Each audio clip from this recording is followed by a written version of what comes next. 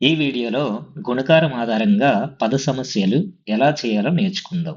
దీనిని ఇంగ్లీష్‌లో word problems based on multiplication of integers అని అంటారు. ఒక ఉదాహరణ చూడండి. శీతాకాలపు తుఫాను తర్వాత మంచిర్యాలలో మంచు గంటకు 2 సెంటీమీటర్ల చొప్పున కరగడం ప్రారంభించింది. మంచు స్థాయిలలో పెరుగుదల ధన సంఖ్యలతో నమోదు చేయబడింది.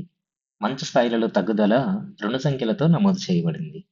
అయితే 5 గంటల తర్వాత మంచిర్యాలలో మంచు లోతులో వచ్చిన మొత్తం మార్పు ఎంత? ముందుగా ఇచ్చిన దత్తాంశం ప్రకారం మంచు కరిగే రేటు గంటకు 2 సెంటీమీటర్లు.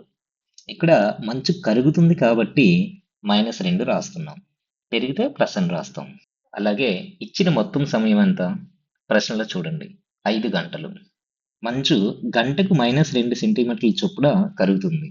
అయితే 5 గంటల్లో ఎంత మంచు కరుగుతుంది? దీనికోసం -2 ఇంటూ 5 చేస్తాం. ఎందుకంటే 1 గంటలో -2 సెంటీమీటర్లు కరిగింది. అయితే 5 గంటల్లో ఎంత కరుగుతుంది? తెలుసుకోవాలంటే -2 ఇంటూ 5 చేస్తాం. ఇక్కడ -2 ఇంటూ 5 ఎంత? -10 అవుతుంది. కాబట్టి 5 గంటల్లో మంచు 10 సెంటీమీటర్లు తగ్గింది. మరో ఉదాహరణ చూడండి. ఒక గనిలో ఏర్పాటు చేయబడిన ఎలివేటరు నిమిషానికి 6 మీటర్ల వేగంతో కదులుతుంది. అయితే ఎలివేటరు 1 గంటలో ఎంత దూరం ప్రయాణిస్తుంది?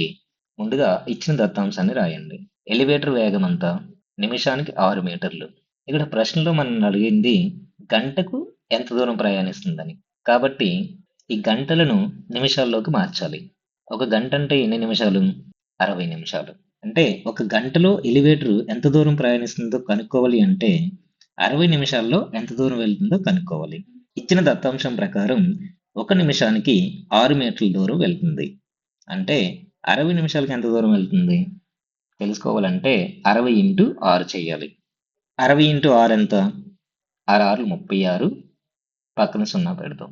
కాబట్టి 360 అవుతుంది. కాబట్టి 1 గంటలో ఎలివేటర్ ప్రయాణించే దూరం 360 మీటర్లు అవుతుంది. ఈ వీడియోలో మనం ఏం నేర్చుకున్నాం? గుణకారం ఆధారంగా పద సమస్యలు ఎలా చేయాలో ఉదాహరణలతో నేర్చుకున్నాం.